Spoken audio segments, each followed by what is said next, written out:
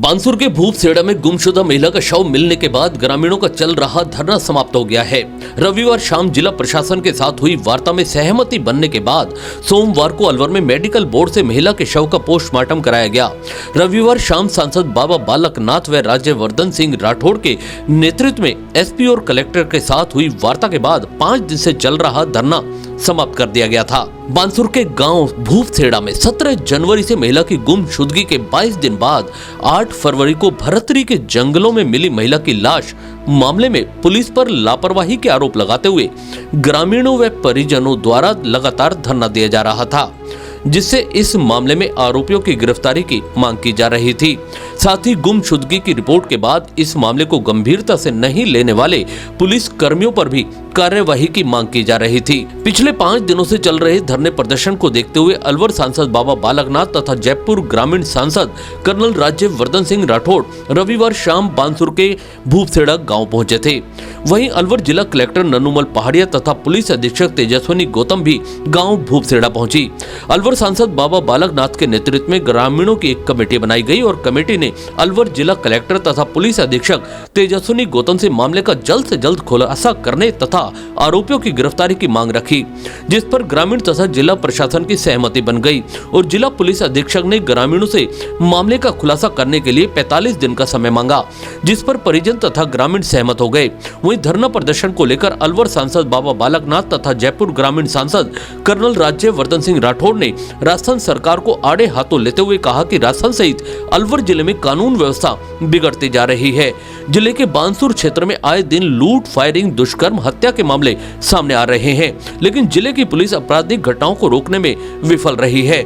इस दौरान जयपुर ग्रामीण सांसद कर्नल राज्यवर्धन सिंह राठौड़ ने मीडिया से वार्ता करते हुए कहा कि राजस्थान सरकार से जनता आने वाले समय में जवाब लेगी। इस मौके पर गाँव भूपसेड़ा में कल से शुरू हुए ग्रामीणों के आमरण अनशन पर बैठे ग्रामीणों को पानी पिलाकर अनशन को समाप्त कराया गया। इस दौरान अलवर ग्रामीण अतिरिक्त पुलिस अधीक्षक श्रीमन मीणा, बानसूर डीएसपी मृत्युंजय शर्मा सहित 3 थानों का पुलिस जाब्ता भी मौजूद रहा। विश्वास करा, उन्होंने विश्वासघात करा है, इसलिए ये गुस्सा है, लेकिन हमें समझदारी से काम करना है। आज जनता को जनप्रतिनिधियों ने आकर, बालकनाथ जी यहाँ पर आए, यहाँ पे महेंद्र जी आए और मैं यहाँ पर उपस्थित हुआ।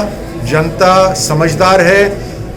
5 दिन तक पोस्टमार्टम नहीं हुआ, उससे सुराग गायब हो सकते हैं, हल्के हो सकते हैं, तो पोस्टमार्टम की सख्त जरूरत है तुरंत।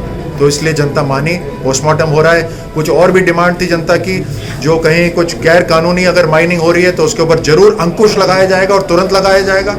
ये भी पुलिस प्रशासन ने मांगा। एक समय सीमा के अंदर पुलिस ने इन्वेस्टिगेशन करने का आश्वासन दिया है। हम निगरानी रखेंगे इन सब चीज़ों के ऊपर, लेकिन जो कानून व्यवस्था खराब है उसका क्या होगा? और इसलिए मैं मुख्यमंत्री जी को कहता हूं कि आप कब जागेंगे? अब 3 साल निकल गए हैं, 2 साल बाकी हैं। दिन प्रतिदिन राजस्थान के अंदर रेप हो रहा है, यहाँ पे मर्डर हो रहे हैं। जो जनता मेहनत कर रही है उनके पैसे लूट के ले जाते हैं। यहाँ पर साधारण व्यक्ति डर रहा है और गुंडे यहाँ पर बेखौफ होकर घूम रहे हैं। ये ऐसा कैसा हमारा राजस्थान बना दिया? ये मैं मुख्यमंत्री साहब से सवाल करना चाहता हूँ। FIR करने से आपकी जिम्मेदारी खत्म नहीं होती।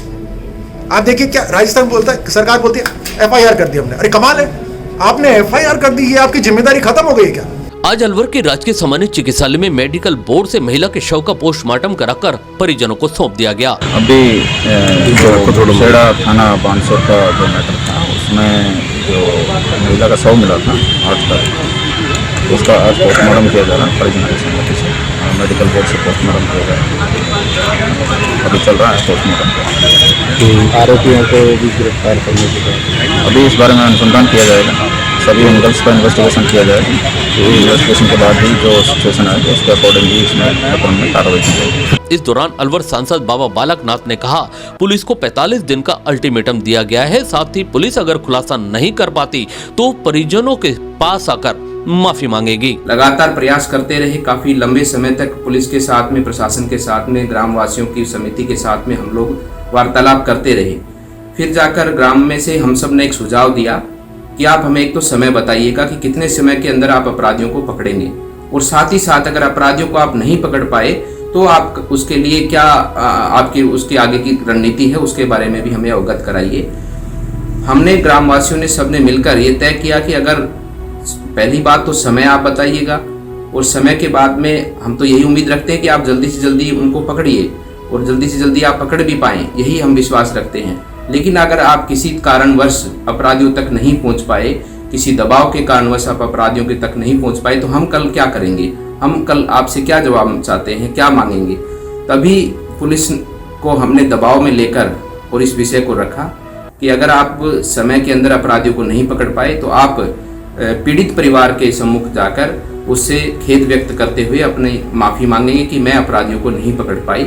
इस विषय पर काफ़ी विचार विमर्श कर पुलिस ने पहले तो मना किया, काफ़ी समय तक मना किया, लेकिन हमने कहा कि नहीं, आपको कुछ तो हमें इसके लिए आपकी तरफ से एक सहमति अंडरटेकिंग देनी पड़ेगी, क्योंकि ऐसी व्यवस्था नहीं चलेगी कि आपकी बातों में आकर, आपसे विश्वास में आकर हम आप बच्ची का दाह संस्कार कर दे और कल आप जांच को ठंडे बस्ते में डाल दे और अपराधियों तक आप नहीं पहुंच पाए। आपको भी जिम्मेवारी लेनी पड़ेगी कि अगर अपराधी नहीं पकड़े जाएंगे तो आपके ऊपर भी उसका कुछ न कुछ प्रावधान हो। तब जाकर बहुत मुश्किल से पुलिस ये मानी और उन्होंने कहा कि अगर हम पहले तो 1 महीने की बात हुई, फिर उसके बाद में 1.5 महीने तक पुलिस ने समय मांगा है कि हम 45 दिन में अपराधियों को पकड़ेंगे और उनको सलाखों के पीछे और कानून के सम्मुख उनको पेश करेंगे।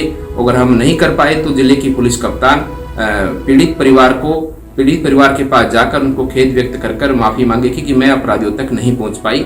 इस विषय पर हमारी सबकी सहमति बनी है